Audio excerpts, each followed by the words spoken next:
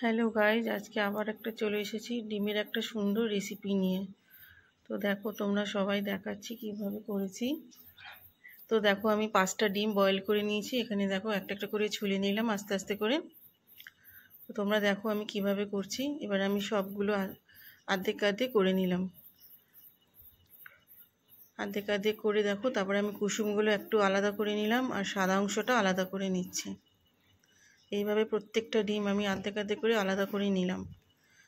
এবার দেখো আমি ডিমগুলো কিভাবে কেটে নিলাম, ছোট ছোট করে আমি ঝিরি ঝিরি করে কেটে নিলাম ডিমগুলো। এইভাবে প্রত্যেকটা ডিম আমি আলাদা আলাদা করে ছুরি দিয়ে পিস পিস করে নিলাম। আর কুসুমটা আমার আলাদাই রইলো। দেখো আমি ডিমটা এবার তুলে নিলাম। এখানে 5টা ডিম নেওয়া হয়েছে। এবার দেখো, এই দেখো কুসুমটা পুরো আলাদা করে নিয়েছি। তোমরা দেখো সবাই। এই দেখো আমি আবার তেলের উপরে সাদা জিরে দিয়ে দিয়েছি। এবার দেখো আমি আগে পেঁয়াজ কুচি, টমেটো কুচি, আদা রসুন গ্রেট করে নিয়েছি, ধনেপাতা, লঙ্কা কুচি সব আমি আস্তে আস্তে একটু করে দিয়ে দিলাম। সব তেলের উপরে দেখো দিয়ে দিলাম। পেঁয়াজটা দিয়ে দিলাম। এখানে আমি 2টো বড় বড় সাইজের পেঁয়াজ কুচি করে রেখেছি। এবার এটাকে আমি ভালো করে নাড়াচাড়া দেবো। তোমরা সবাই দেখতে থাকো এটা। এবার কত হলুদ দিয়ে দিলাম, পরিমাণ মতো লবণ দিয়ে দিলাম। এবার দেখো ভালো করে নাড়াচাড়া দিচ্ছি। এটা কিছুক্ষণ স্টিমটা কমিয়ে কিছুক্ষণ নাড়াচাড়া দিতে হবে। এবার এটার মধ্যে দেখো আমি লঙ্কার গুঁড়ো আর জিরের গুঁড়ো, ধনের গুঁড়ো গুলিয়ে রেখেছিলাম জলে, এটা দিয়ে দিলাম। এটা দিয়ে ভালো করে নাড়াচাড়া দিতে হবে।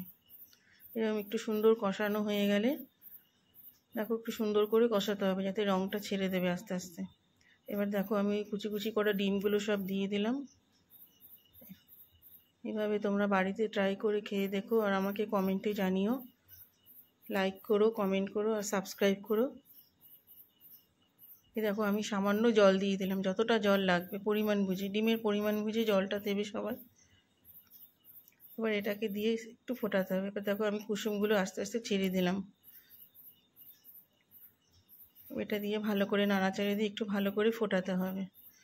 এইভাবে তোমরা বাড়িতে সবাই খেও আর কমেন্ট সেকশনে আমাকে জানিও কেমন লেগেছে। দেখো ফোটানো হয়ে গেল। এবার আমি ওই যে গরম মশলা করে রেখেছি, দেখো সব কিছু দিয়ে একটা গরম মশলা আমার করা থাকে, এটা আমি দিয়ে দিলাম। একটু সামান্য চিনি দিয়ে দিলাম। এবার দেখো উপর থেকে ধনেপাতা দিয়ে দিলাম। ধনেপাতা আরও বেশি দিয়েও তোমরা খেতে পারো, খুব টেস্ট হয়, টেস্টফুল একটা খাবার। তো দেখো আমি প্লেটে ঢেলে নিলাম।